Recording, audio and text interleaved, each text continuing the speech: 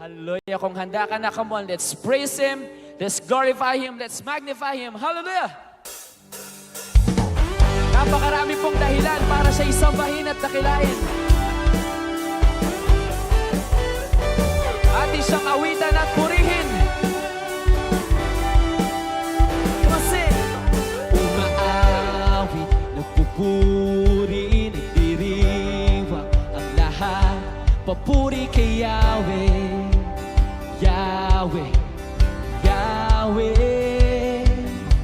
Lumalapit sa presensya mo, nagpupugan ang lahat. Papuri kay Yahweh, Yahweh, Yahweh. Sa lahat ng oras, sa lahat ng oras, sa bawat araw, pinupuri at sinasamba. Ikaw ang tunay na Diyos, Hari ng mga hari, tapat kailanman, hindi nagbabago. Ikaw ang tunay na Diyos, Hari ng mga hari, tapat kailanman, hindi nagbabago. Si Yahweh ang ating Diyos. Come on, let's clap our hands for the Lord. Umaawit, nagpupuri, nagdiriwang ang lahat. Papuri kay Yahweh, Yahweh, Yahweh. Lumalapit sa presensya mo, nagpupugan ang lahat. Papuri kay Yahweh, Yahweh, Yahweh. Sa lahat ng oras, sa bawat araw, pinupuri at sinasamba. Ikaw ang tunay na Diyos, Hari ng mga hari, tapat kailanman, hindi nagbabago. Ikaw ang tunay na Diyos, Hari ng mga hari, tapat kailanman, hindi nagbabago. Isa pa, ikaw ang tunay na Diyos. Ikaw ang tunay na Diyos, Hari ng mga hari, tapat kailanman, hindi nagbabago. Ikaw ang tunay na Diyos, Hari ng mga hari, tapat kailanman, hindi nagbabago. Si Yahweh ang ating Diyos.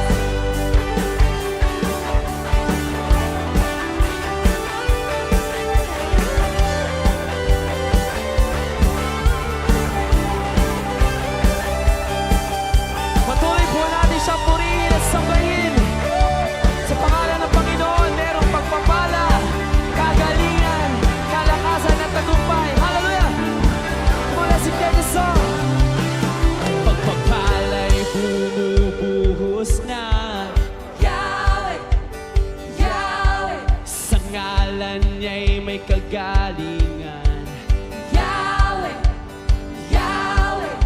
Sa Kanya'y may tagumpay. Yahweh, Yahweh. Isikaw ng lahat ng nilalang. Yahweh, Yahweh. Pala'y bumubuhos na. Yahweh, Yahweh. Sa ngalan niya'y may kagalingan. Yahweh,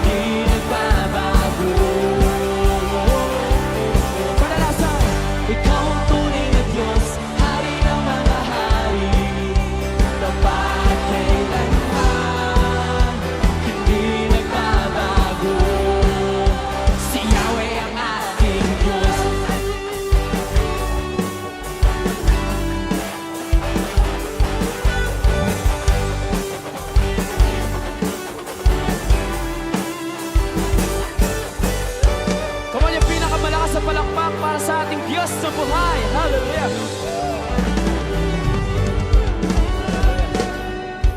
Sabi mo sa katabi mo, ngayong umagang ito, expect miracle from the Lord. Amen.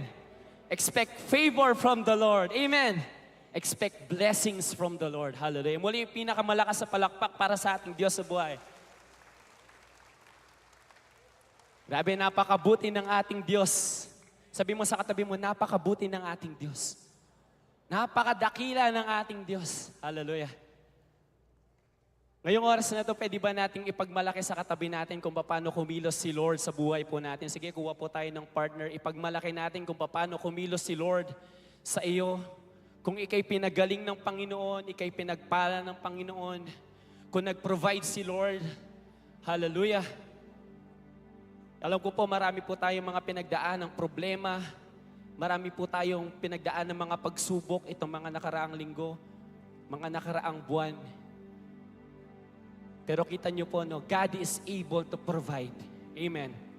God is able to bless us. God is able to heal us. Hallelujah. Napakaraming dahilan para siya'y purihin at sambahin. Kaya ngayong oras po na to, as we share kung paano kumilos si Lord sa ating pong mga buhay, sa ating pamilya, sa ating trabaho, sa ating pag-aaral, kung pwede ba personally pasalamatan natin si Lord?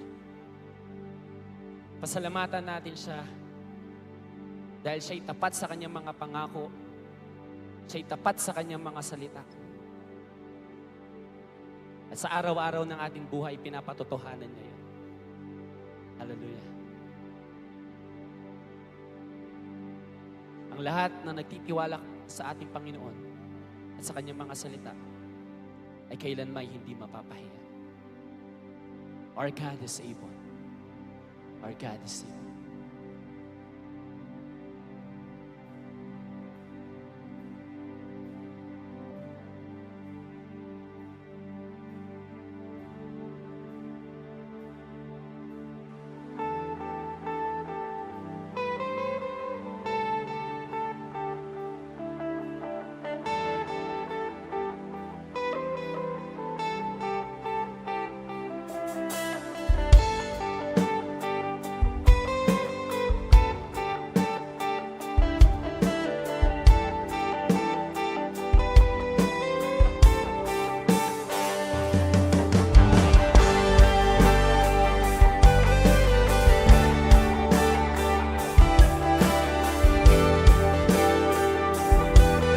Let's worship Him.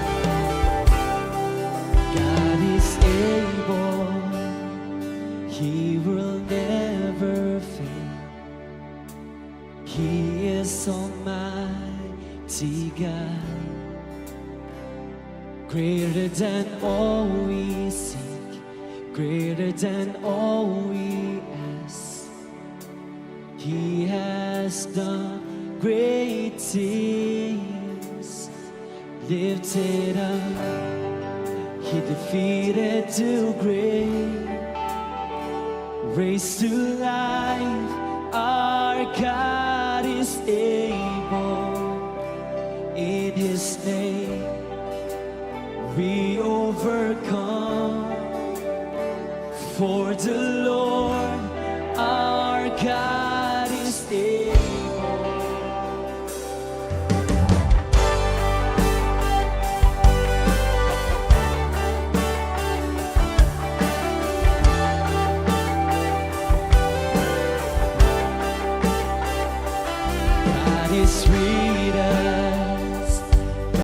God is on our side. He will make a way far above all we know, far above all we hope. He has done great things. Lifted up, He defeated to grave. Raised to life,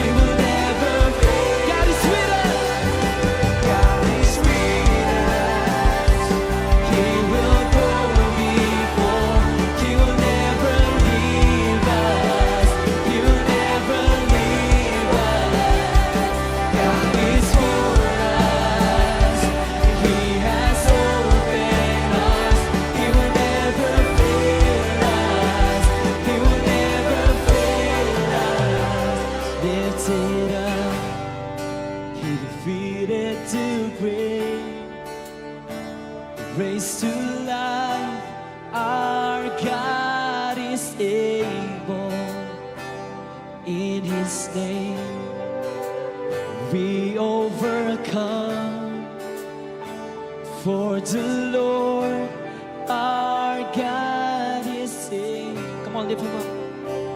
Lift it up. He defeated the grave, raised to life. Our God is able. In His name we overcome. For the Lord our God is able. Lift it up. He defeated the grave, raised to life. Our God is able. In His name we overcome. For the Lord our God is able. Lift Him up. He defeated the grave, raised to life. Our God is able. In His name we overcome. For the Lord our God, lift it up. Lift it up. He defeated the grave, raised to life. Our God is able. In His name we overcome. For the Lord our God is able. Come on, lift him up. Bayan, bayan. Come on, yung pinakamalakas para sa buhay. Hallelujah. Come on, meron pang kasalan kasi sa palakpak na yan. Hallelujah. Hallelujah.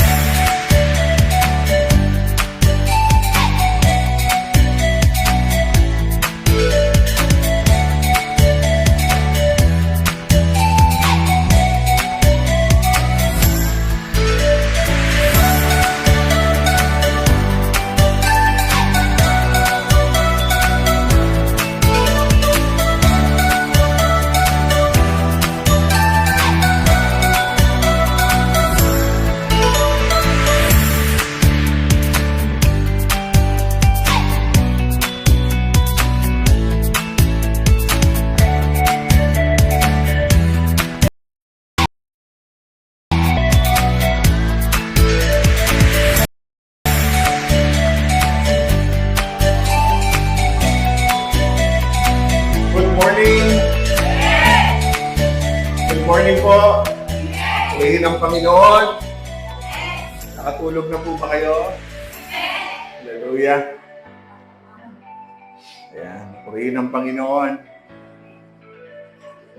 Kayo po ba'y nakadalaw sa mga yumao ninyong pamilya? Alam niyo po kagabi, sa aming sa amin pong pagpunta sa aming mga mahal sa buhay na pumanaw na, isa lang pong na-realize ko. Sabi ko sa Panginoon, salamat dahil tayo'y buhay pa. Pero mas salamat sa kanila kasi sila ay nandoon na. Bakit po? Kasi yung hirap na mga dinaanan ng mga mahal natin sa buhay, kagabi po ay mangiyak-ngiyak ako dahil namimiss ko ang lola ko. Sabi ko, iba pala talaga kasi nung araw kami, 4:00 pa lang na madaling araw nandun na kami sa sementeryo. Namimiss ko yung, yung adobong baboy na may atay. Lagi namin kinakain. Sabi ko nga, wala na palang ganun. Lahat ng mga kasama namin doong matatanda, halos joint forces na sila. Patay ng lahat. Yung kapitbahay naming matanda na nagpapalitan kami ng pagkain, wala na rin. Halos wala nang napunta sa sementeryo. Nakakalungkot lang din. Yung generation ngayon, parang pumunta lang doon, picture-picture, forma-forma, tapos alis na.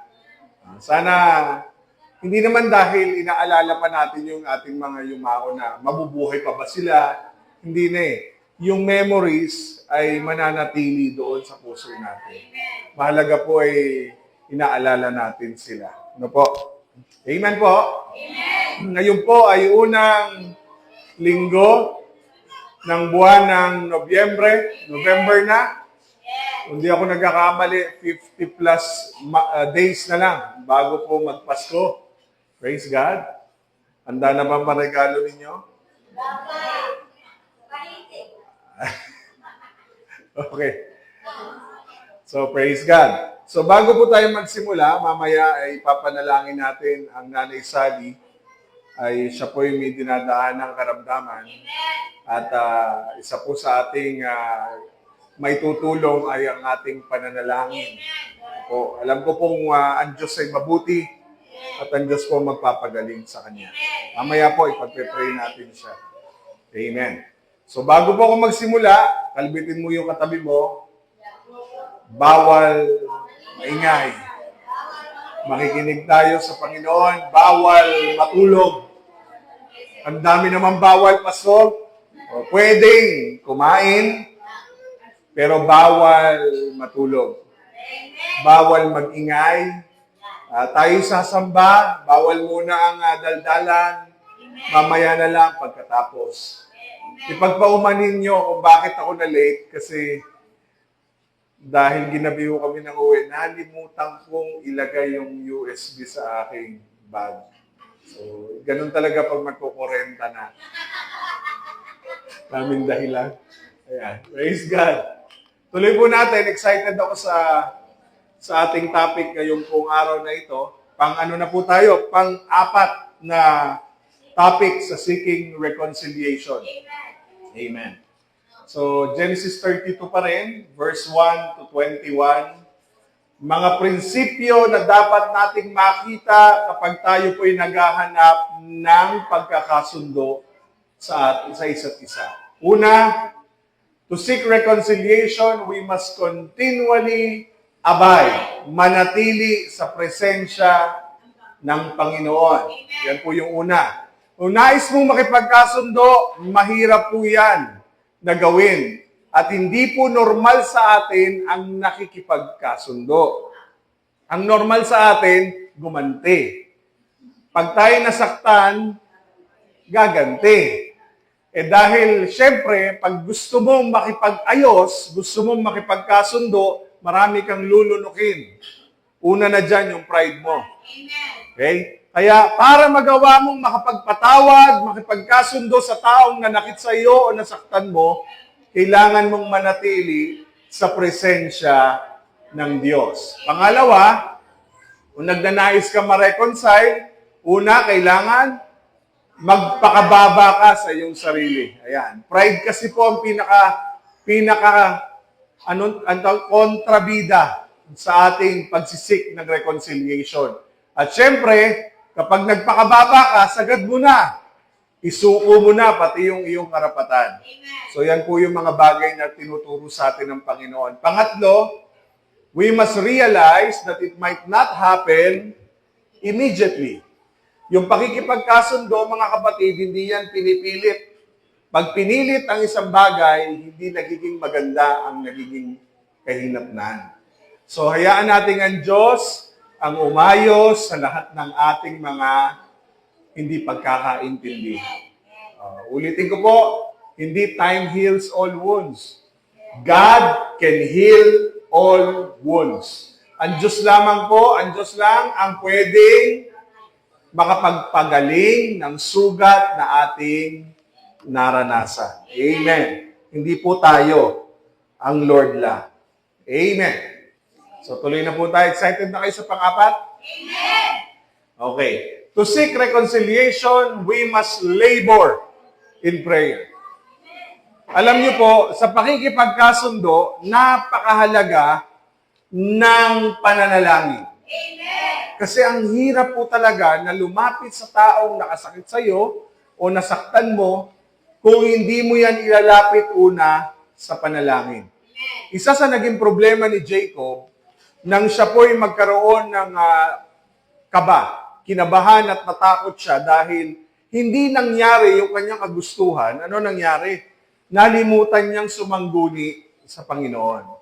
Marami po sa atin, kapag hindi nangyayari yung ating kagustuhan, base sa gusto mo ito mangyari, nalilimutan nating ilapit sa Panginoon. Yan ang nagiging problema ng nakararami sa atin. Sabi, we must labor in prayer.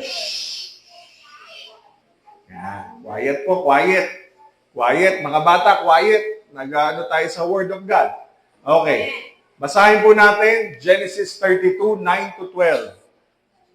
Nanalangin si Jacob, Diyos ng aking lolo na si Abraham at Diyos ng aking ama na si Isaac. Kayo po ang Panginoon na nagsabi sa akin na bumalik ako sa mga kamag-anak ko doon po sa lupain kung saan ako isinilang at pagpapalain ninyo ako. Hindi po ako karapat-dapat tumanggap ng lahat ng kabutihan at katapatan na ipinakita ninyo sa akin na inyong lingkod. Sapagkat nang tumawid ako noon sa Jordan, wala po akong ibang dala kundi tungkod lang. Pero ngayon ay may dalawa na po akong grupo. Hiniling ko po sa inyo na iligtas niyo ako sa kapatid kong si Esau. Natatakot po ako na baka pumunta siya rito at patayin kaming lahat, pati na ang mga asawa ko at mga anak nila.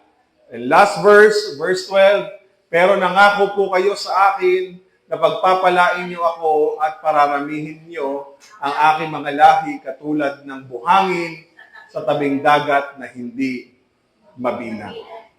Amen.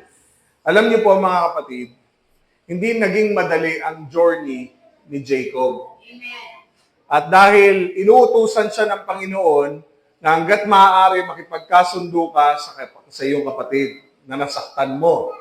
At sa puntong ito mga kapatid, ito po ang naitalang kauna-unahan na pananalangin ni Jacob sa Panginoon.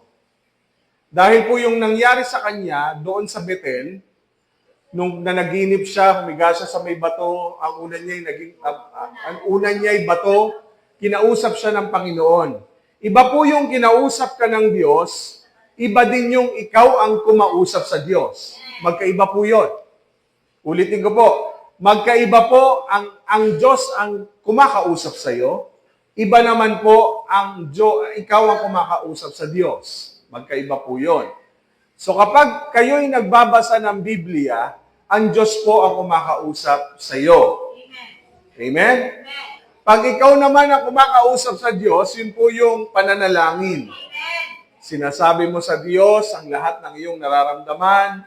Sinasabi mo sa Diyos ang lahat ng pasasalamat. Sa Diyos mo itinataas. Ibig sabihin mga kapatid, sa puntong ito po yung kauna-unahang nagbanggit ng panalangin si Jacob. Ano po ang nangyari sa kanya? Bakit siya napapray? Ang isa sa naging problema niya, hindi niya nakikita yung mga bagay na gusto niyang makita. Kaya po mga kapatid, natakot siya, kinabahan siya. Dalawang bagay ang nagiging dahilan kung bakit hindi natin agad nakikita ang Diyos sa panahon na gusto nating makita. Alam niyo kung bakit? Kapag hindi nangyari yung gusto natin, natakot na tayo, kinabahan na tayo, nagduda na tayo, kaya tayo ang gagawa ng sarili nating paraan. Tama po? Sa dulo, sa kakalalapit sa Diyos kapag hindi naging maganda yung bunga ng iyong ginawa. Tama? So si Lord pa rin ang dulo ng lahat ng ito. Alam niyo po, si Jacob ay kilala po siya na mahina pagdating sa pananalangin. Sabihin mo sa katabi mo, si Jacob lang yung mahina sa panalangin. At ako rin.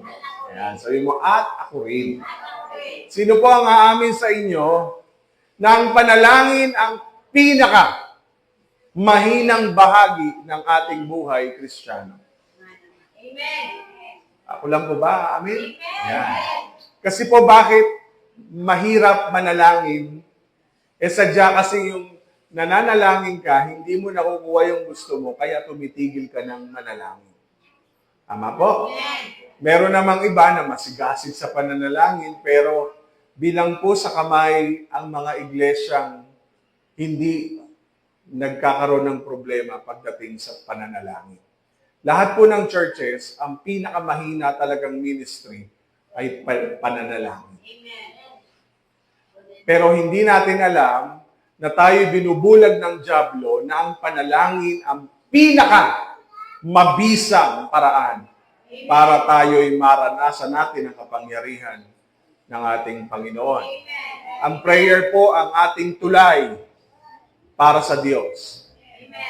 Dahil sa tuwing tayo nananalangin, may Diyos na kumikilos sa buhay natin. Amen. Bagamat si Jacob po ay mayroong mahinang pananalangin o mahinang buhay panalangin, kaya po marami siyang naging maling desisyon sa kanyang buhay at naging ano ba sa Tagalog ng deceitful? Naging nalinlang siya, nadaya siya.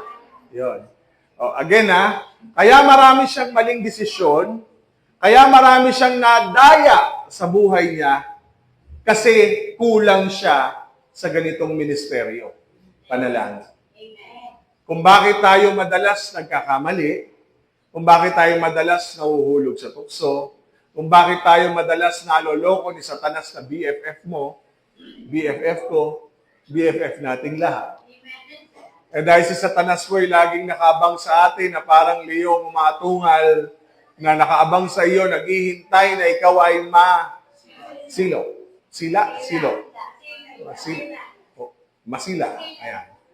Pag ikaw ay hawak niya na, hindi niya nahahayaan na ikaw ay mawala pa sa kanya. Alam niyo po mga kapatid, nung mula nang ikaw ay naging Kristiyano, nagdeklara ka ng gera kay Satanas. Ulitin ko po, mula nung ikaw ay kumilala kay Kristo, nagdedeklara ka ng gera. Kaya sa tuwing ikaw ay lumalapit kay Lord, napakaraming pagsubok. Pansin niyo po ba? Pansin niyo po? Pag ikaw ay naging Kristiyano, wala ka masyadong pagsubok, mag-isip ka.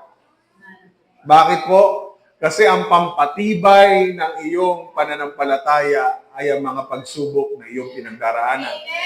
Kasi mas lalo kang tumatatag na kumapit, manindigan sa kanyang mga pangako. Gaya nung inawit natin kanina, mga pangako mo, taglay nito'y lakas, nananatili ang labis na kagalakan. Mga pangako mo, liwanag at gabay. Ano pa sumunod? Sa bawat sandali, may pag-asa at may kanlungan. Mga pangako mo. Totoo po ang promise ni God ay nakakapagpatibay ng ating pananampalataya. At sa tuwing tayo'y susubukin, ibig sabihin, hindi ka susubukin kung wala kang pinaniniwalaan. Kailangan yung pananampalataya mo yanigin para ikaw ay manatiling matatag. Amen? So kapag hindi po tayo nagkakaroon ng oras pagdating sa pananalangin, ang dami nating mga maling desisyon at mga bagay na ginagawa na nakakapanlin lang sa ating sarili at sa ibang tao. So yan po yung problema kay Jacob. Ngayon, mga kapatid, sa pamagitan ng panalangin, dito po natin makikita kung paano binigyan ng Diyos ng wisdom si Jacob o ng karunungan para maharap ang kanyang kapatid na sino? Si Esau. Si Esau po ang pinakatinik sa kanyang dibdib na gusto niyang matanggal. At para mabuo at mapagkasundo silang magkapatid, kinakailangan niyang lumapit sa Panginoon. Kaya lang, walang kaduda-duda, kapag ikaw ang kumilos sa iyong buhay at hindi mo inilapit sa Panginoon ang bawat desisyon ng iyong buhay, maraming problema ang dumarating na hindi mo natutugunan ng tama. Tama po? Andiyan pa po ba kayo mga kapatid? Para kayong tulala na hindi ko maintindihan, nakatulog po ba kayo? Yan. So sabi ng Panginoon, kapag siya ang kumilos, maayos. Because God is the God of order. Hindi siya po pwedeng kumilos tapos mali-mali ang kanyang magiging desisyon. Hindi. Pag ang Diyos ang hinayaan mong kumilos at sa Kanya ka nagtiwala ng lubos, lahat ng desisyon mo magiging maayos. Amen. Wala po akong nakitang lumapit sa Panginoon, tinuruan ng Panginoon, ginabayan ng Lord na napahamak. Lahat siyang nagtuturo sa daan patungo sa buhay. Pero si Satanas, idadaling ka sa daan patungong kamatayan. Okay? So again, si Lord ang nag-orkestra ng buhay ni Jacob para lumago siya sa kanyang pananalangin. Okay? So dahil dalawa ang dahilan kung bakit humihina ang kanyang prayer life, si Laban at si Esau ang nasa harapan niya. Marami tayong Laban at Esau sa harapan natin na nagpapakaba sa iyo. Sino po ba yung mga Laban ninyo? Sino ba yung mga Esau ninyo? Marami tayong bagay na kinatatakutan. Kinakakakaba. Kumakalabog ang dibdib mo kapag naiisip mo yung mga bagay na ito. Pero wala tayong pwedeng magawa kundi manalangin sa ating Panginoon. Okay? Ibig sabihin mga kapatid, sa pamagitan po ng mensaheng ito, tuturuan tayo ng Panginoon paano manalangin ng tama. Okay? At kapag inalaw natin ang Diyos na kumilos sa ating mga mahihirap na pinagdadaanan, gusto ng Diyos palalimin at palalimin pa ang ating paniniwala, pananampalataya at pagsunod sa pamamagitan po ng ating pananalangin. Okay? 5 aspeto. Pakinggan niyo po ito. 5 aspeto ng panalangin ni Jacob na matututunan natin ngayong umaga. 5 bagay. 5. Okay. Unahin na po natin dito ang una. Sa pamamagitan ng panalangin, sabi, in prayer, we must pray God's Word. Pastor, paano ba manalangin sa pamamagitan ng salita ng Diyos? Paano po ba yan? Tuturuan po tayo ni Jacob ngayon pong umaga. Okay. Sabi po ng Genesis 32 verse 9, nanalangin si Jacob, Diyos ng aking lolo na si Abraham, at Diyos ng aking ama na si Isaac, kayo po ang Panginoon na nagsasabi sa akin na bumalik ako sa mga kamag-anak ko doon po sa lupain kung saan ako isinilang at pagpapalain ninyo ako. Pero nangako po kayo sa akin na pagpapalain niyo ako at pararamihin niyo ang aking mga lahi katulad ng buhangin sa tabing dagat na hindi mabilang. Sa katulad din pong paraan, kinakailangan nating matutunang manalangin kasama po, malakas ang boses ni Pastor, malakas din ang boses niyo. Paano tayo magkakaintindihan yan? Ayan. So mga kapatid, sa parehas na paraan, kapag ikaw ay lumalapit sa Diyos, kailangan mo ng Word of God. Amen. Okay? Papaano? Bakit kailangan? Alam niyo po, mahirap mag-pray nang wala kang pinangahawakan. Kailangan marunong kang humawak sa mga pangako ng Panginoon. Unahin na po natin ito. Sabi po sa Mateo chapter 28, verse 20, turuan ninyo silang sumunod sa lahat ng inuutos ko sa inyo at tandaan ninyo, lagi ninyo akong kasama hanggang sa katapusan ng mundo. Ito po'y katulad nito, pangako po ito. Pag ikay nananalangin, Lord, sinabi mo sa iyong mga salita, kasama kita hanggang katapusan ng mundo. Anong ipagpe-pray mo kung walang Word of God? Kailangan lahat ng sasambitin mo sa iyong panalangin galing sa mga pangako ng Panginoon. Lord, kasama kita hanggang katapusan ng mundo. Paano ako mag-aalala kung kasama kita? Kaya lang, Lord, natatakot ako. Kasama mo pa rin ako. Kasama mo pa rin ako, sabi ni Lord. Kasama mo ako hanggang dulo. Eh kung manalangin pa man din kasi tayo, Lord, pengi ako nito, pengi ako nito, pengi ako nito, pengi ako nito, pengi ako. Lord, mabigyan mo lang to, pengi nito, pengi nito. Napansin niyo po yung panalangin, walang word of God. Pero kapag ang panalangin may kasamang, Lord, kasama kita hanggang katapusan ng mundo. I will never leave you. I will never forsake you. Hindi kita iwanan, hindi kita pababayaan. Pag nananalangin ka, sasabihin mo, Lord, natatakot po ako. Natatakot ako sa mangyayari. Lalo na nung pumutok yung taal. Sabi mo, niisip mo, Lord, hanggang saan, nawakoy, hanggang doon na lang. At habang panahon na siyang matulog.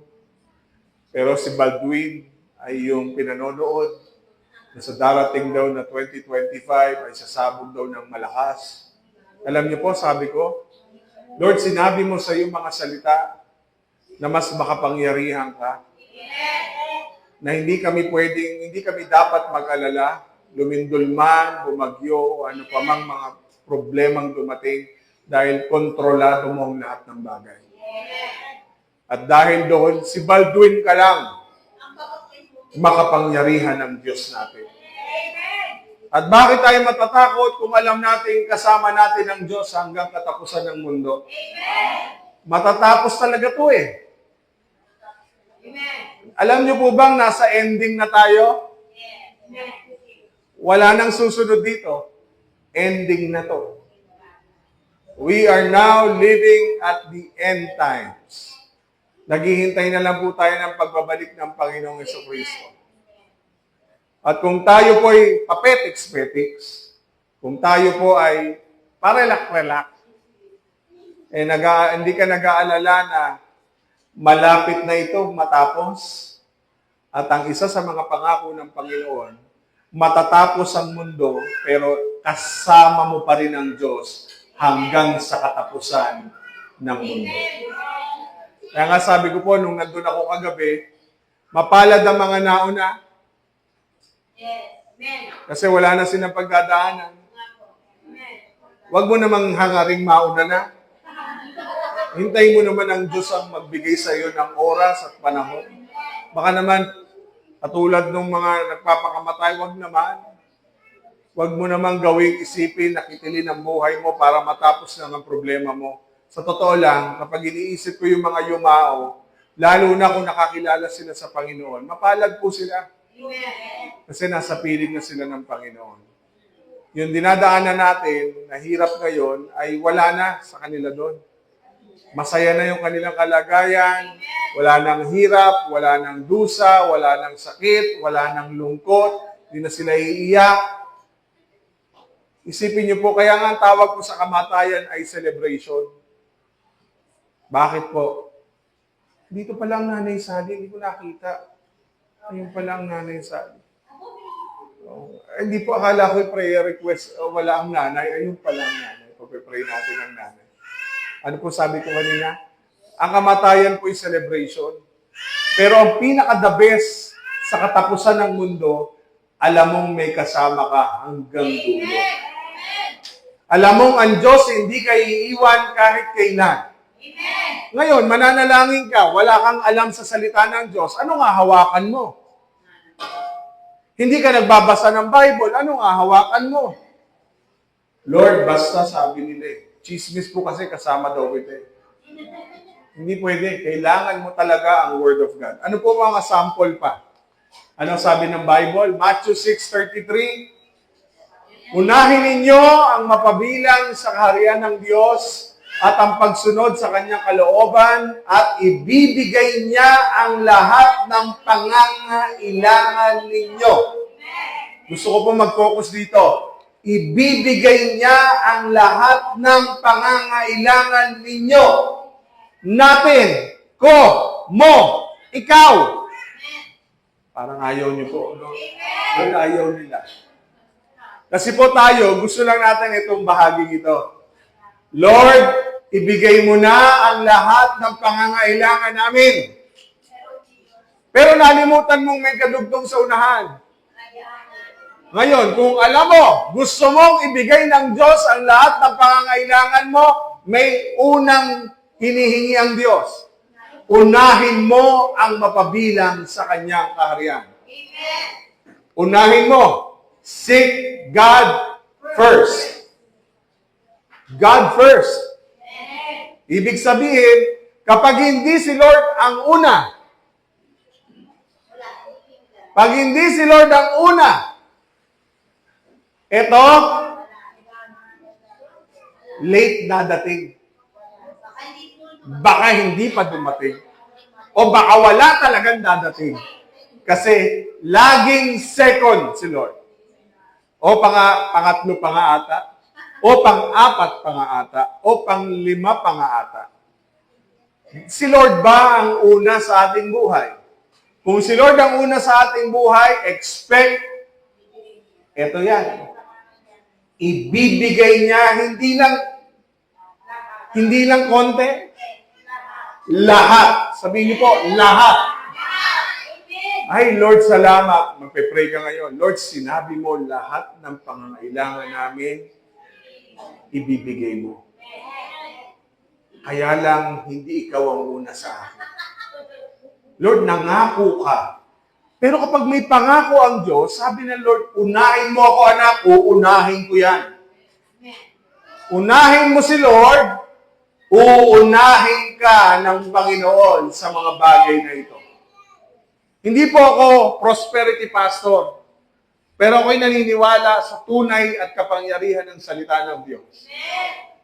Kapag inuna mo ang Diyos, tiyak ito. Hindi naman sinasabi ng Panginoon na pili lang. Lahat talaga. May mga bagay kang hindi mo na nahingi sa Diyos, ibinibigay pa. Kasi bakit? Inuna mo siya. Hawakan mo yung katabi mo. Congratulations. Inuna mo siya. Okay? Inuna ka na. Sabi ng Lord, may pauna ka na. So, okay, ready ka. Kaya lang may kasunod eh. Unahin mo ang mapabilang sa kaharian ng Diyos at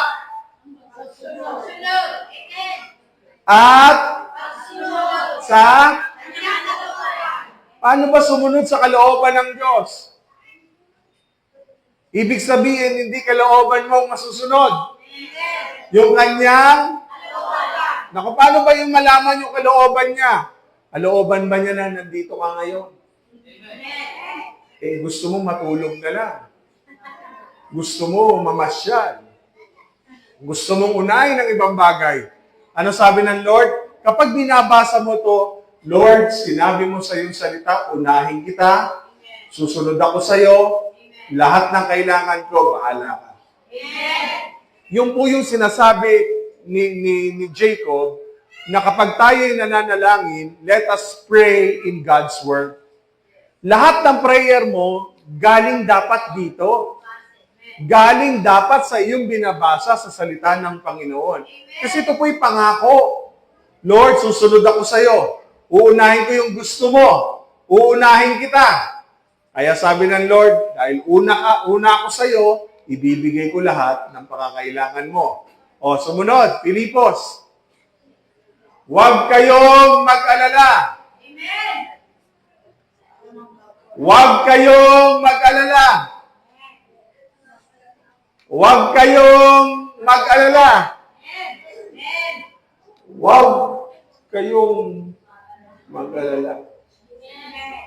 Huwag daw tayong mag-alala. Sabi mo sa katabi mo, huwag ka daw mag-alala. Huwag. Sabi mo, huwag. Huwag. Tingnan mo yung mukha. Huwag. Huwag mag-alala. Huwag. Huwag. Huwag. Sabi ng Lord, huwag kayong mag-alala sa anumang bagay, huwag akong mag-aalala. Sabi ng Lord, sa halip na ikaw ay mag-alala. Ito kasi wala to eh. Lagi tayong mag-alala sa anumang bagay. Huwag na natin isama to. Mag-alala sa anumang bagay. Lahat ng bagay inaalala natin. Pero sabi ng pangako ng Panginoon, anak, huwag. Huwag kang mag-alala sa anumang bagay. Sa halip na mag-alala, ilapit mo sa Diyos ang lahat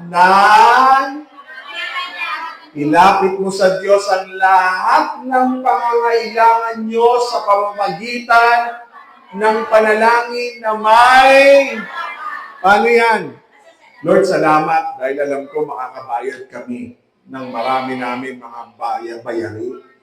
Lord, maraming salamat dahil meron na namang pagkain iyahain ka sa amin. Lord, salamat dahil ako'y pinagaling mo na.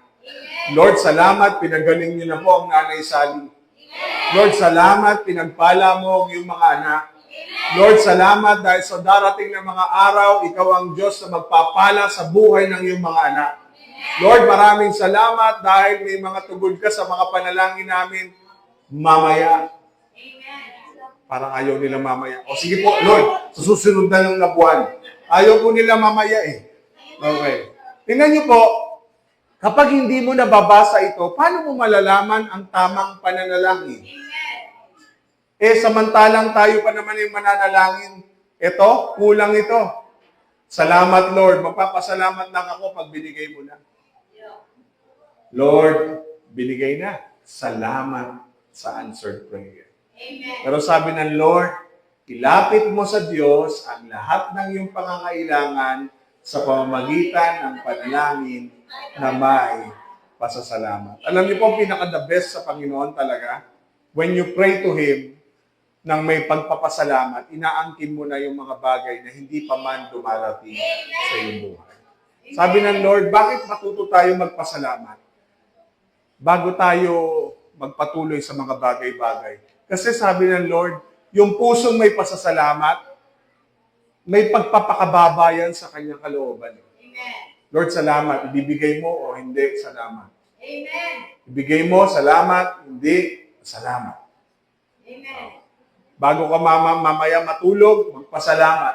Bago ka bumangon sa kama, magpasalamat. Amen. Yan yung lagi sinasabi ng Lord. Sumunod, tingnan niyo po hindi ka na mag-alala. Sabi ng salita ng Diyos, anumang bagay. Ilalapit mo sa Diyos sa pananalangin ang lahat ng pangangailangan mo ng may pasasalamat. Kung gagawin mo daw ito, kapag ginawa niyo ito, bibigyan kayo ng Diyos alam niyo po, napakahirap manalangin na hindi ka bibigyan ng Diyos nito, kapayapaan. Alam niyo po yung pag nagsabi ka sa Panginoon, payapa ka na, alam mo, sigurado ka na. Amen. Sabi ng Lord, kung gagawin mo ang pananalangin na wala, na pananalangin na may pasasalamat, bibigyan ka niya ng kapayapaan na siyang mag-iingat sa puso ninyo at pag-iisip dahil kayo'y na kay Kristo Jesus. At ang kapayapaang ito ay hindi kayang unawain ng tao. Kaya yung mga tao nagtataka sa iyo, ang dami mo ng problema pero payapa ka pa rin. Ang dami mo ng problema pero masaya ka pa din. Bakit? Dahil kay Kristo Jesus. Okay? Yan po yung mga pangako. Ilan lang po yan. Kung meron mang nagkukulang sa inyo sa karunungan, humingi siya sa Diyos at ibibigay ito sa Kanya ng walang pagmamaramot at panunumbat. Pasok ulit. Maluwag na yan. Yan. So ito po yung mga pangako ng Panginoon. Binabanggit ko lang po sa inyong lahat na kung nais natin maging epektibo sa pananalangin, kinakailangan po natin talagang magtiwala sa Kanyang mga pangako.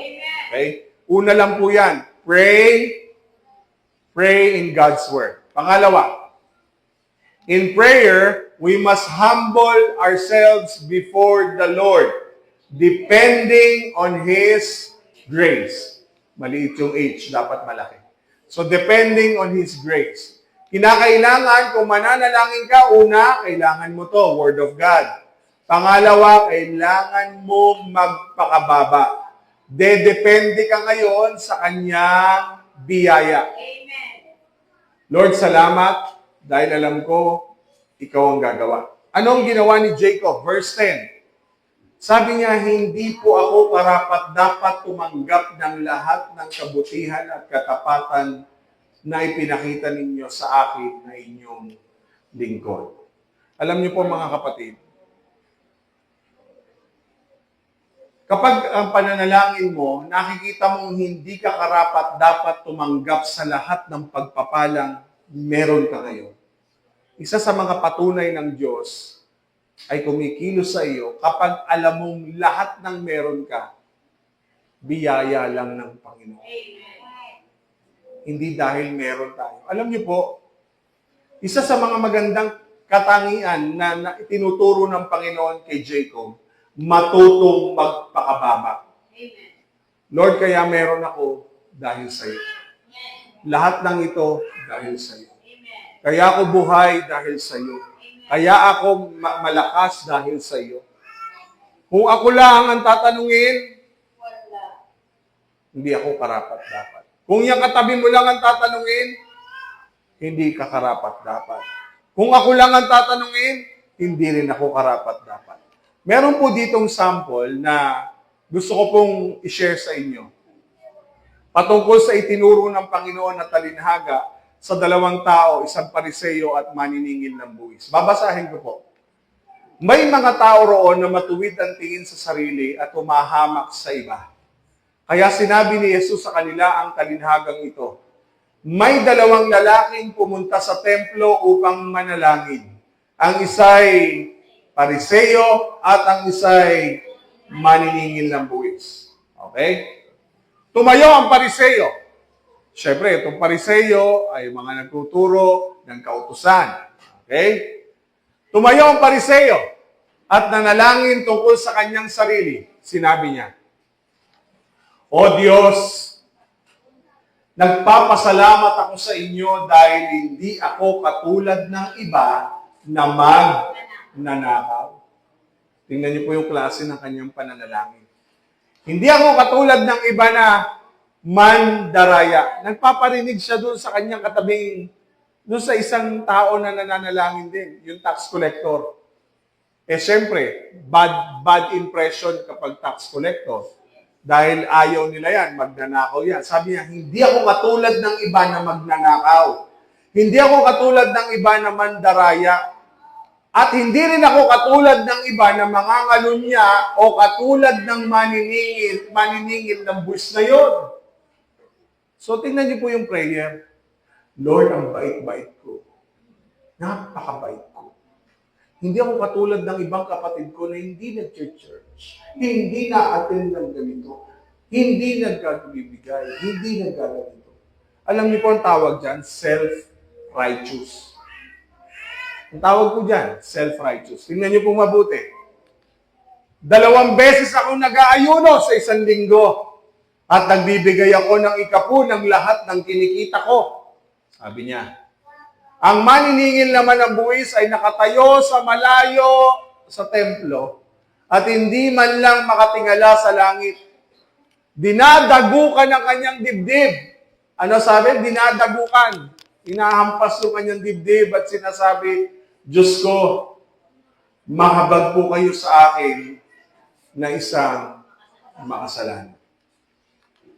Sinasabi ko sa inyo, sabi ni Jesus, na ang maniningil ng buwis na iyon ay umuwing itinuring ng matuwid ng Diyos. Ngunit ang Pariseo ay hindi, sapagkat ang nagpapakataas ng kanyang sarili ay ibababa, at ang nagpapakababa ay itataas.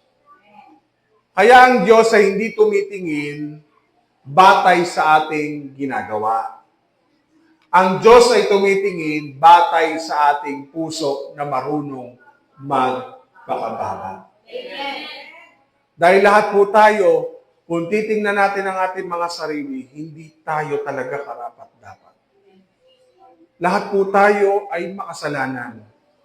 Lahat tayo ay nagkakamali. Lahat po tayo ay pwedeng mahulog sa tukso. Lahat po tayo ay pwedeng paulit-ulit na magkamali. Lahat tayo ay pwedeng dumaan sa puntong lumayo sa Panginoon. Pero hindi porket, mga kapatid, tayo ang laging nandito, tayo ang tama.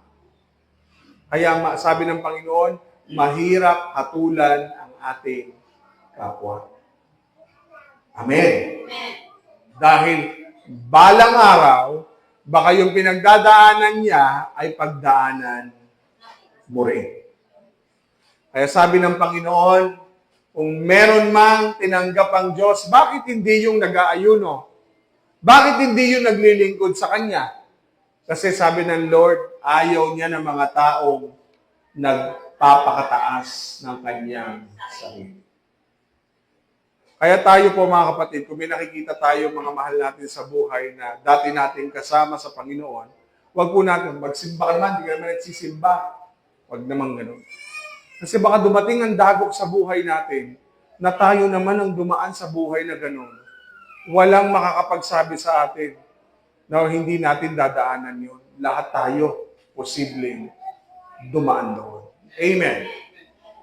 Ano po sabi? Ngunit sabi ng Bible, Santiago 4:6, sapat ang biyayang ibinigay ng Diyos. Kaya nga sinasabi sa kasulatan, kinakalaban ng Diyos sa mga mapagmataas, pero kinakaawaan niya ang mapagpakumbaba. Pag nakita ng Diyos ang puso natin, nagpapakababa sa harapan ng Panginoon, ano sabi ng Lord? Kinakaawaan niya tayo. Ang meron tayo ngayon, awa. Sabihin mo sa katabi mo, awa. Yan ang salitang ipinapadama sa atin ng Panginoon, araw-araw. Awa at habag. Alam niyo po, kung titingnan natin ang ating sarili, salamat sa Diyos dahil Kanya tayong kinaaawaan, kinahabagan. Kasi sa paulit-ulit natin pagkakamali, kahit ako po bilang pastor, hindi po ako perpekto, mga kapatid. Hindi po ako perpekto na sasabihin kung hindi si pastor, hindi nagkakamali. Lahat tayo pwedeng magkamali. Pero salamat sa awa at habag ng Diyos sa Kanyang sapat na biyaya na ipinagkakaloob sa atin at tayo'y kinakaawaan ng Diyos kapag tayo'y marunong mapagpakumbaba. Okay? So ano pa sunod ng Panginoon? Pakatlo, hindi lang po tayo dapat dedepende sa salita ng Diyos sa tuwing tayo nananalangin. Kung lalapit ka sa Panginoon, kailangan magpakababa ka sa Diyos at laging dumepende sa Kanyang biyaya. Pangatlo, kung ikaw ay mananalangin, kailangan dinideklara mo ang katapatan ng Diyos. Bakit po kailangan natin dinideclare ang katapatan ng Diyos? Tingnan niyo po ang sabi ni Jacob. Verse 10. Hindi ako karapat-dapat tumanggap ng lahat ng kabutihan ninyo at sa katapatan na ipinakita ninyo sa akin na inyong lingkod. Sapagkat nang tumawid ako noon sa Jordan, wala po kong ibang dala kundi tungkod lang. Pero ngayon ay may dalawa na po akong grupo. Alam niyo po, yung katapatan ng Diyos, maraming bagay na ipinaranas sa iyo kung paano naging tapat ang Panginoon. Amen. Alam niyo po sa iglesyang ito, kung meron man dapat tayong binabalik-balikan, yung katapatan ng Panginoon sa atin. Tapat ang Diyos, tapat ang Diyos, tapat ang Diyos. Isipin mo, sabi ni Jacob, tungkod lang ang dala ko, pero ngayon, marami na akong grupo, dalawa na. Dati, wala ka namang anak na dala, ngayon, meron na. Hindi ba katapatan niya ng Diyos? Dati wala ka namang maisuot na maganda, ngayon marami ng mga suot na magaganda. Bakit? Tapat ang Diyos. Dati ang bahay mo butas-butas, ngayon maganda na, bato na. Hindi ba tapat ang Diyos? Ilang taong ka na? purihin ng Panginoon na natin pag-usapan, Pastor. Pero katotohanan, ang edad mo ay patunay ng katapatan ng Diyos sa buhay mo. Kaya pag may nakikita ka, pag nananalangin ka, Lord, napakabuti mo. May aircon na kami. Salamat, Lord. Meron na kaming ganito. Salamat, Lord. Susunod, papalitan mo na to. Salamat, Lord. Susunod, wala na kami dito. Nandun na kami sa bagong building. Salamat po. Di po ba katapatan ng Diyos yun? Alam niyo po, ang sarap-sarap manalangin kapag inaalala mo kung gaano kabuti ang Diyos at katapat sa buhay mo. Kaya lang, ano po ang madalas nagiging dahilan kung bakit tayo tumitigil sa panalangin? Kapag hindi dinidinig ng Diyos ang ating mga panalangin. Alam niyo po ba maraming Kristiyano ang dahilan kung bakit tumitigil sa Panginoon?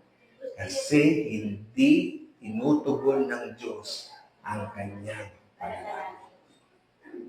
Tama. Amen! Alam niyo po ba? Yung Pariseo, laging nananalangin. Yung maniningil ng buwis, hindi nananalangin, minsan lang. Siya pa ang tinanggap ng Diyos na matuwid. Bakit? Bakit? Kasi alam niyo po mga Kristiyano, katulad ng Pariseo, kapag hindi dininig ang panalangin, nagtatampo sa Diyos. Ano sasabihin? Lord, di mo naman ako mahal. Hindi mo ako mahal. Kasi hindi mo tinutugon ang panalangin ko. Kapag may nangyaring hindi maganda sa iyo, sasabihin mo, kasalanan mo yan, Lord. Ipinahintulot mong mangyari ang lahat ng ito. Alam niyo po mga kapatid, isa sa mga bagay na hindi natin madalas binabalikan kung gaano katapat ang Panginoon sa atin. Amen. Alam niyo po, sabi ng Bible, sabihin ninyo ito, kayo na iniligtas niya sa kamay ng mga kaaway. Alam niyo po yung iligtas araw-araw? Napakabuti na ng Diyos yan.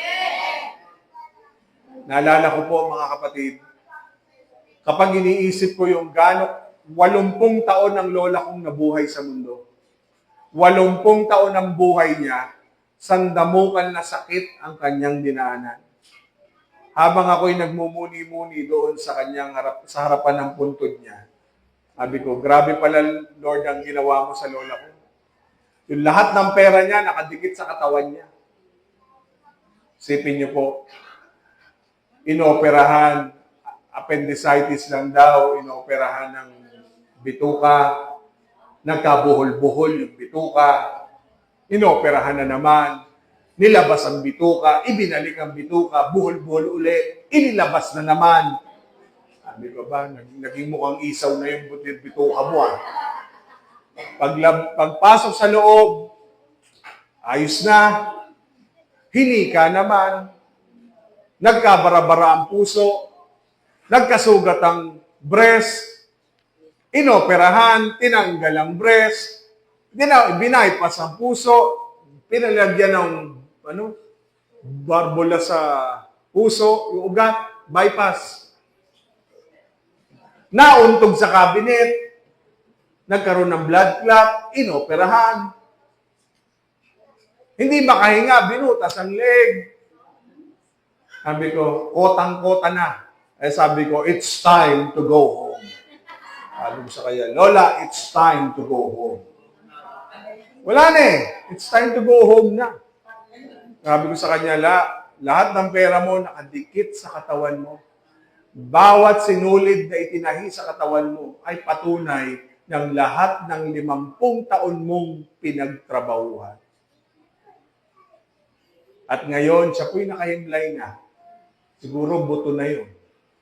At sa punto ko, sayang naman yung pinaghirapan. Bagamat sabi niya nga, lahat naman ng hirap ko ay nakadikit din sa katawan ko. Sabi ko, it's time to go home. Pagdating niya ng 80, go home na siya. Sabi ko, wala na tayong pambubutas pa, kaya kailangan mo nang umuwi sa iyong tunay na tahanan. Kinabukasan, umuwi na nga. Patay na. So sa puntong ito mga kapatid, kung titingnan ko kung gaano karaming beses siyang iniligtas ng Panginoon, alam kong ipagpapasalamat ka sa Diyos kung gaano kabuti ang Panginoon sa iyo. Yung katabi mo, dapat wala na yan. Dapat nagkasakit na yan pero gumaling pa eh. O, di ba mga kapatid? Merong mga bagay sa buhay natin na dapat wala na tayo sa mundo, pero salamat sa Panginoon dahil sa Kanyang pagliligtas. Alam niyo po yung katapatan ng Panginoon sa bawat araw ay isang pasasalamat na dapat binabanggit natin yan sa panalangin. Ulit, pag mananalangin ka, kailangan mo salita ng Diyos. Pag mananalangin ka, kailangan mong dumepende sa awa at biyaya ng Panginoon. Pangatlo, kailangan mong balikan kung gaano kabuti ang Diyos sa buhay mo. Okay, balikan natin yung buhay mo noon sa buhay mo ngayon. Ano kaya kung hindi ka nakakilala sa Panginoon? Dahil tulog na yung iba, ano kaya kapag napanaginipan mo ang buhay mo noon? Ulitin ko po, ano po kaya ang buhay mo kung wala si Kristo sa iyo?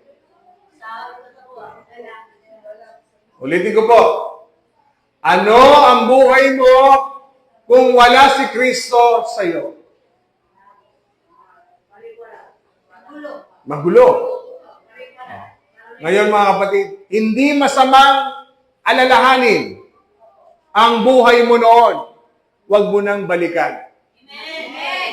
Ang masama yung binabalikan. Ulit, hindi masamang alalahanin ang buhay mo noon dahil magagamit mo yung aral sa buhay mo ngayon. Pero ang masama, yung binabalikan mo yung buhay mo noon dahil hindi ka na makakabalik sa Panginoon dahil binabalikan mo yung buhay mo noon. Amen? So kung iniisip ko, ano kaya ang buhay ni Pastor kung si Pastor ay wala sa Panginoon? Wala po ako sa harapan ninyo. Hindi rin ako mag-aasawa. Marami lang ako magiging babae, pero wala ako magiging asawa. Dahil ang prinsipyo ko noon, magpapayaman ako. Mataas ako mangarap eh. Sabi nga ng ate ko sa akin, di ba nung araw sabi mo, ikaw magiging pinakamayaman sa ating magkakapatid? Sabi ko, hindi ba? Sabi, hindi ako. Sabi, yung kapatid ko, hindi ako. Sabi ko, kayo nga.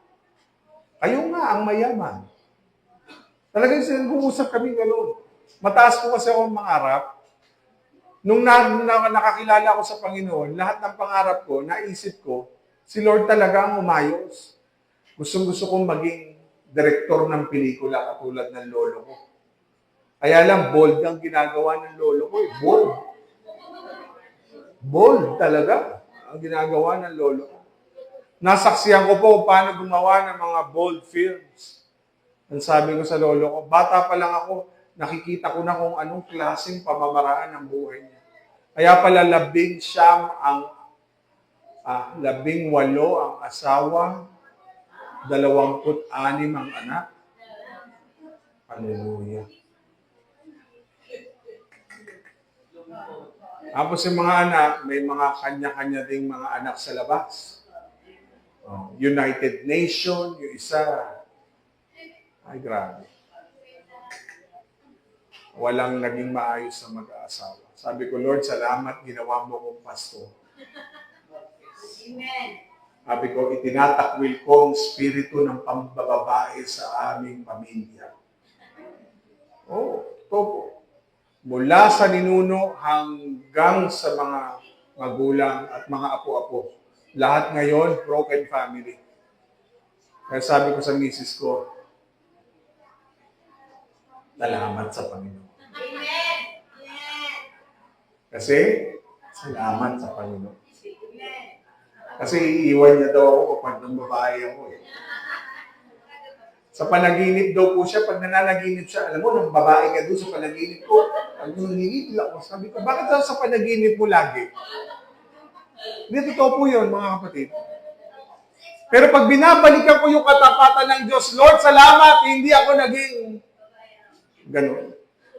Pero pinagpapasalamat ko dahil nakita ko yung problemang yon. Kung hindi tinuro ng Diyos sa akin yon, hindi ko matututunang manatili sa Panginoon. Andito ngayon ako sa harap ninyo. Hindi po dahil nagmamalaki ako. Mga kapatid, pwede ako mahulog sa tukso. Pero may biyaya ang Panginoon. Araw. Akala mo, ligtas ka na? Hindi. Kailangan mong lumapit sa Diyos para ikaw ay Kanyang iligtas. Araw-araw sa ating mga BFF. Sabi mo yung BFF mo, lagi kang yan dinadala sa sitwasyong alanganin, pero salamat sa Diyos, lagi niya tayong iniligtas. Sabihin mo, salamat sa Diyos dahil lagi niyo akong iniligtas. Dahil tapat ang Diyos sa iyo at hindi Kanya pababayaan. Pang-apat, in prayer, we must bring our petitions before the Lord. Hindi po masamang ilapit sa Kanya ang lahat ng ating mga kailangan. Marami tayong hinihingi. At ang sabi ng Bible, matuto tayong humiling sa Kanya. Ang sabi ni Jacob, hinihiling ko po sa inyo na iligtas niyo ako sa kapatid kong si Esau. Natatakot po ako na baka pumunta siya rito at patayin kaming lahat, pati na ang mga asawa ko at mga anak nila. So sa puntong ito mga kapatid, si Jacob, specific ang kanyang pananalangin. Natatakot po ako. Baka patayin kaming lahat, asawa ko, anak ko. Ibig sabihin mga kapatid, kung tayo hihiling sa Panginoon, kung tayo lalapit sa Diyos, kailangan specific. Ano yung specific sa Tagalog? Detalyado, isa-isa. Amen. Sabi ng Panginoon, kaya ka walang natatanggap kasi wala ka namang hinihingi.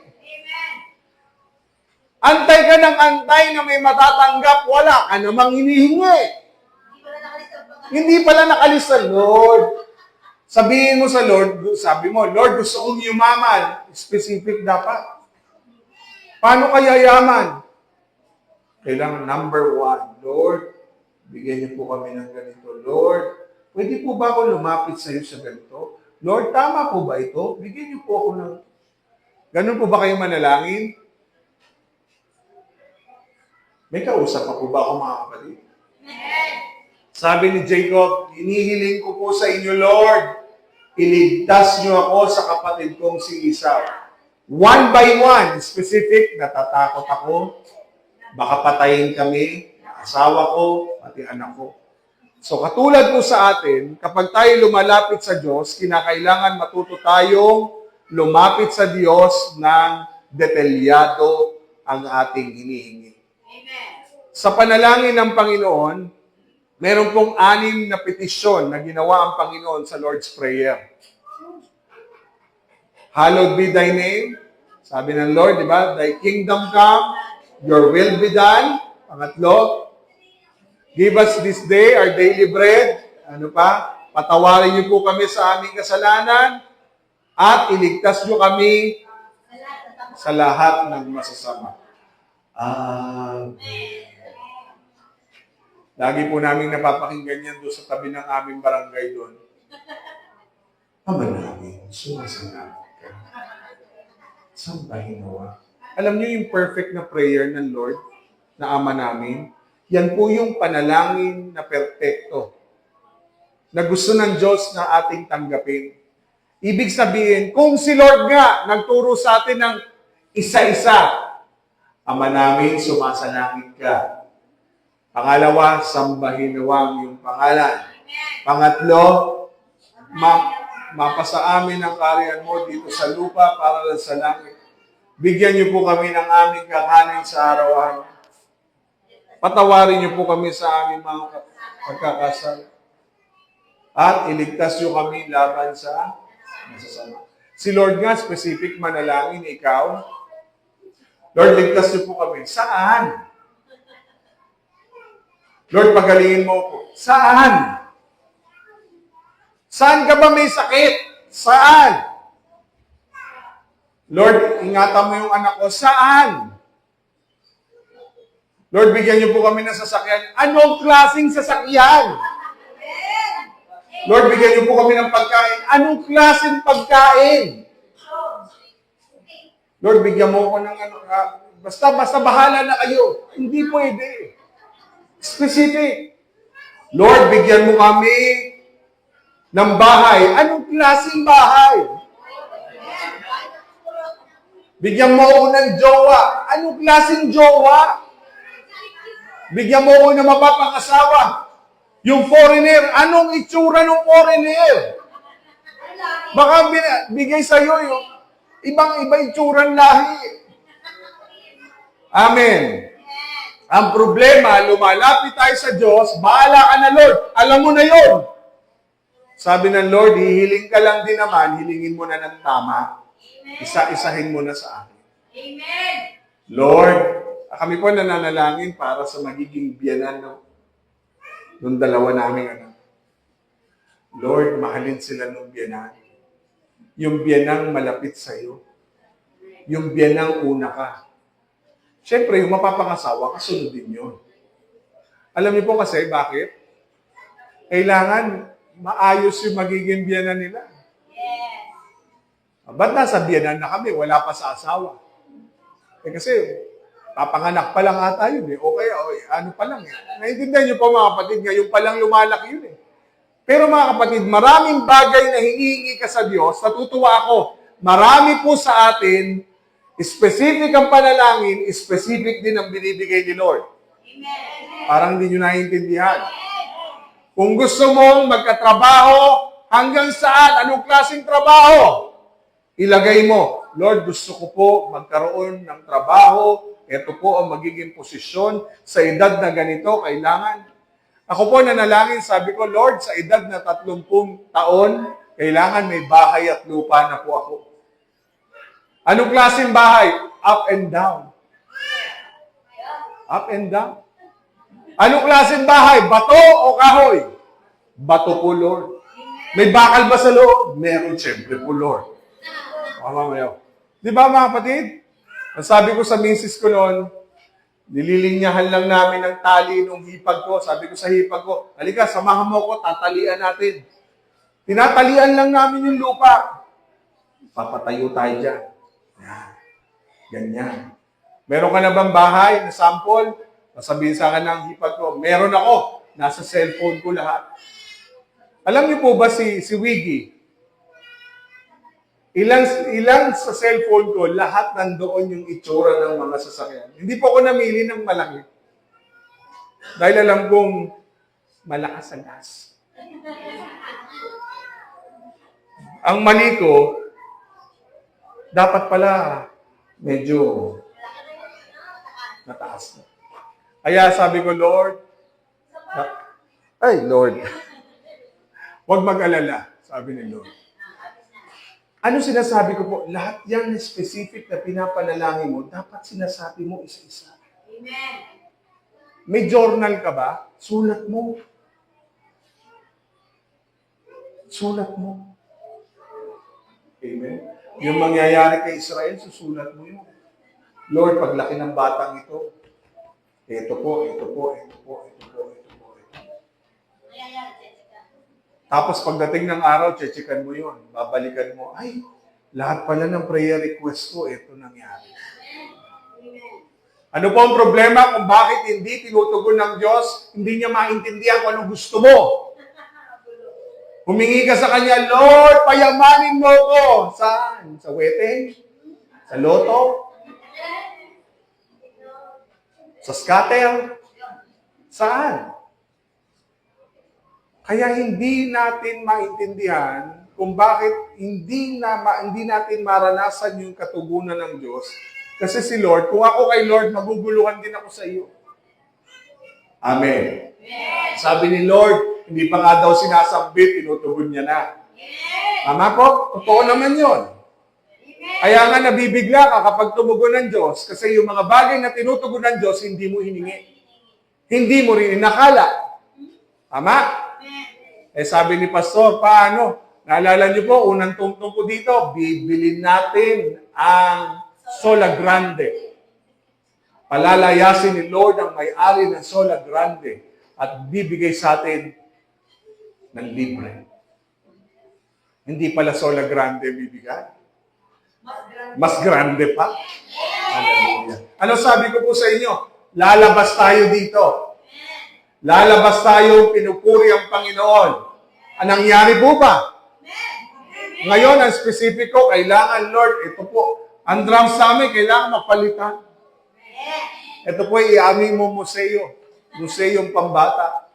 Dahil ito po ay kasing kalawang na po ng mga panahong, saksi po ito ng panahon ng inyong pagpapagal.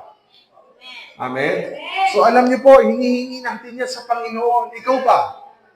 Natututunan mo na bang manalangin isa-isa, detalyado, walang labis, walang kulang? Ano sabi ng Bible? May mga ninanais kayo pero hindi nyo makamtan. Kaya handa kayong pumatay dahil dito. May mga gusto kayong makuha at kapag hindi ito nangyari, anong nangyayari? Nag-aaway-away kayo. Hindi nyo makakamtan ang mga ninanais nyo dahil hindi kayo humihingi sa Diyos. Ulit, hindi mo nakakamtan ang mga ninanais mo kasi hindi tayo humihingi sa Diyos. Kaya kung nais mo makamtan ang mga ninanais mo, hingin mo yan sa Diyos. Amen. Hingin mo yan sa Panginoon. Palapakan natin si Lord. Ibig sabihin ng sinasabi ng Panginoon, maraming magagandang bagay ang nakaabang sa iyo. Ang problema, hindi ka naman humihingi. Sabi mo sa katabi mo, simula ngayon, hihingi na tayo sa Diyos. Bawal ang panalangin general. Ano yung general? Pangkalahatan na, Lord, pagpalain mo kami. Ano ngang pagpapala ang gusto mo? Ang Nanay Sally, anong klaseng kagalingan ang gusto nyo? Amen. Di ba? Lord, masakit ang ulo ko, pero pinapanalangin. Bahala ka na, Lord, kung saan. Hipuin mo na lang kung saan pagagalingin. Hindi pwede, kailangan ipanalangin. Amen. Anong klaseng panalangin? Alam niyo po, may gagawin tayo sa buong iglesia. Ang gagawin po natin, ganito po, ang mangyayari sa atin. Ang ating winning strategy, bago. Alam niyo po kung bakit? Binigay sa atin ng Panginoon. Lalapit tayo sa tao para hingin ang kanilang mga pananalangin. Hindi tayo lalapit sa tao para akayin sila lang. Lalapit natin sa kanila yung panalangin at pagkilos ng Panginoon. Ang pangalan po ng ating bagong simbahan, God's Greater Works. Hayaan nating makita nila yung kamangha-manghang gawa ng Diyos sa buhay nila.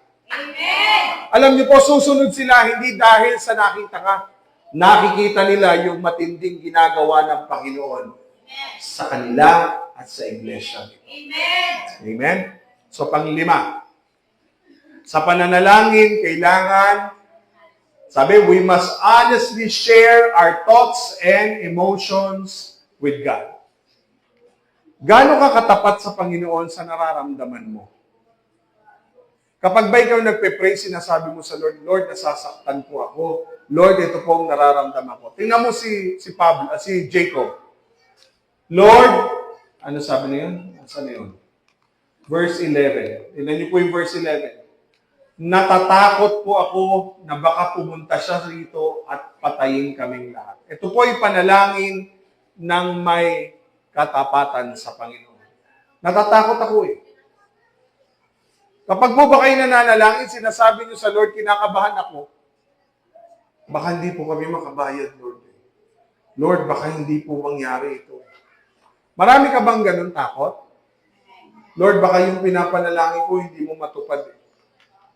Baka Lord, natatakot ako, baka mama yung prayer ko.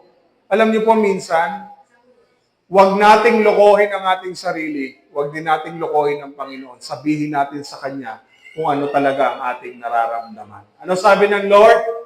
Ipagkatiwala niyo sa Kanya ang lahat ng kabalisahan niyo dahil nagmamalasakit siya sa inyo. Natatakot ka, kinakabahan ka, nag-aalala ka, ano sabi ng Lord? Ilapit mo sa akin, ipagkatiwala mo sa akin, nagmamalasakit ako sa inyo.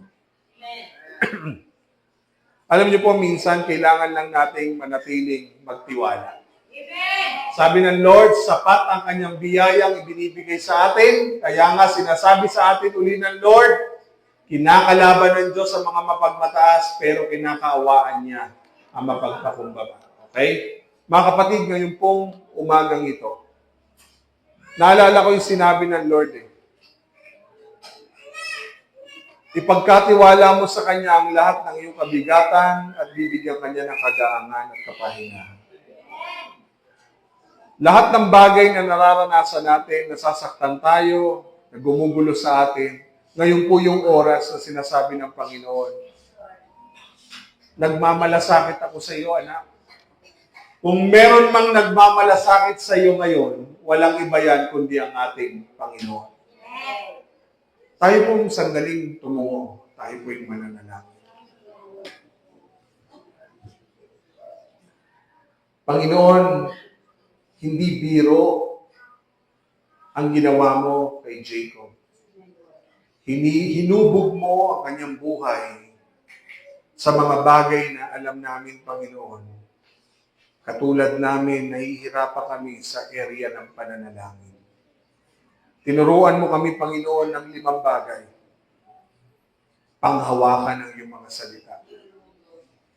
Kung kami mananalangin, Lord, lahat ng aming sasambitin sa aming panalangin ay galing sa iyong mga salita. Tulungan mo po kami. Tulungan mo kami na hindi lang sa iyong mga salita, kundi depende sa biyaya mo, Panginoon, sa lahat ng aming gagawin. Ikaw ang dahilan kung bakit namin nagagawa ang lahat ng bagay. Ikaw ang dahilan kung bakit nararanasan namin ang mga biyayang ito. Lahat yan ay dahil sa iyo. Kaya Lord, nagpapasalamat kami. Sumunod, Panginoon, kami nagpapasalamat at binabalikan namin kung gaano kakatapat sa aming buhay. Salamat dahil noong araw, Lord, kung titingnan namin ang buhay namin, malayong malayo sa kung ano man ang ginawa mo ngayon sa amin. Salamat, Lord, dahil ikaw ang aming Diyos na kailanman hindi kami pinabayaan, hindi kami iniwanan. Iniligtas kami laban sa anumang gawa ng kaaway. At ngayon, Lord, naririto kami, hindi man kami karapat-dapat, pero salamat sa iyong pag-ibig at sa iyong pagmamahal. Salamat sa iyong katapatan, Panginoon. At Lord, salamat sa pagtuturo mo sa amin na kung kami mananalangin, ipanalangin namin isa-isa ang lahat ng aming mga panalangin. Dahil alam namin, Panginoon, ikaw ang siyang tutugon sa lahat ng ito. Tulungan mo kami. Tulungan mo po kami, Panginoon, na ilapit ang lahat ng aming mga kahilingang panalangin ng may pasasalamat. Hindi namin nakakamtan ng mga bagay dahil hindi namin hinihingi sa iyo, Panginoon. Kaya salamat sa pagtuturo mo sa amin. Dahil alam namin, ano man ang aming hilingin sa panalangin, meron kaming Diyos na tutugon ayon sa kanyang nais at kalooban. At salamat, Lord, dahil malaya kaming makakalapit sa iyo. Alam namin, Lord, marami kaming takot na baka hindi mo kami tugunin, baka hindi mo kami pagalingin, baka hindi mo kami iligtas, hindi mo kami pagpalain, hindi mo kami ganito, hindi kami ganyan. Lord, patawad po. Dahil hindi kami nagiging tapat sa harapan mo. Tulungan mo kami na maging totoo kami sa harapan mo. Hindi nagkukunwari, hindi nagpapanggap, maging totoo kami sa aming paglapit sa iyo. Lord, marami kaming kabalisahan ngayon, marami kaming dinadaanan ngayon. Tulungan mo kami na makita sa aming buhay ang Kristo na siyang kayang mag-ayos, magbago at tumugon sa lahat ng aming mga panalangin.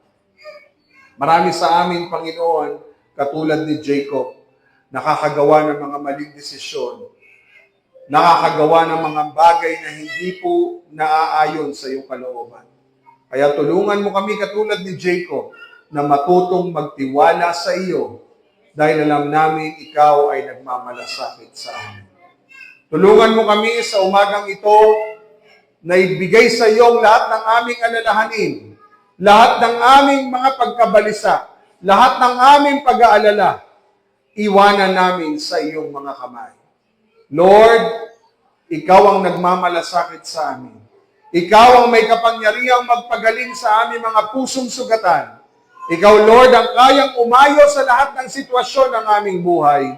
At ikaw ang kayang magbalik ng lahat ng relasyong sinira ng kaaway. Lord, para maranasan namin ang tunay na pagkakasundo, kinakailangan naming lumaya katulad ni Jacob. Kinakailangan naming magtiyaga na manalangin, lumapit sa iyo, idulog sa iyo ng may pasasalamat ang lahat ng aming mga pangangailangan. Dahil alam namin, Panginoon, tanging ikaw lamang ang kayang bumago at umayos ng lahat ng meron sa amin. Kaya Lord, ikaw ang aming reconciler, Lord God. Ikaw, O Diyos, Panginoong Jesucristo, ay namatay sa krus ng Kalbaryo para ipagkasundo ang aming relasyon sa iyo. Kaya Lord, tulungan mo kami na maranasan din namin ang pagkakasunduan sa aming mga buhay, sa mga taong minsan kaming sinaktan at minsan kaming nanakit sa kanila.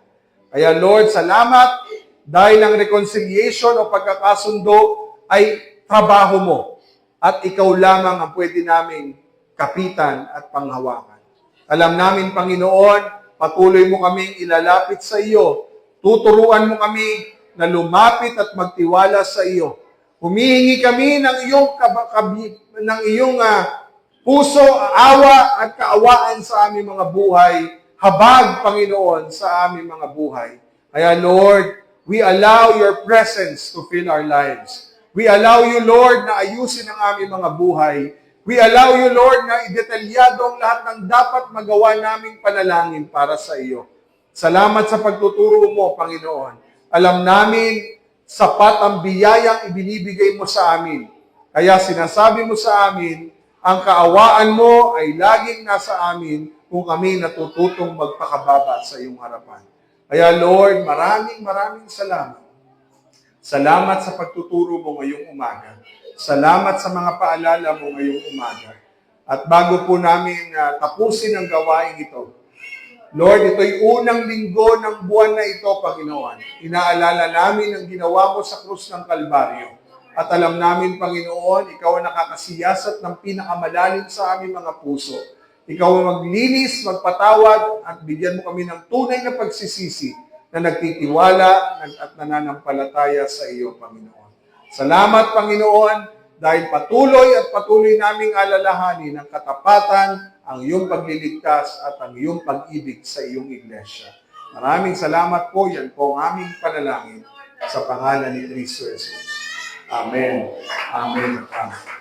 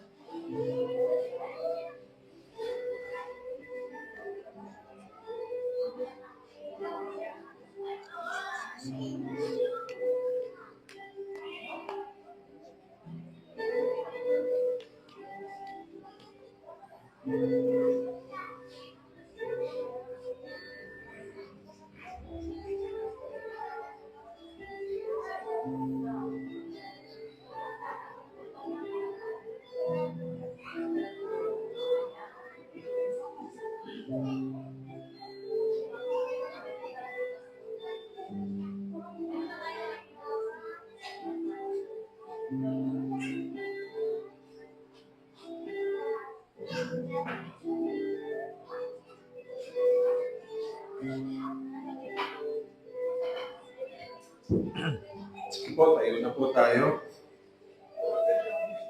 Ay, bibigyan.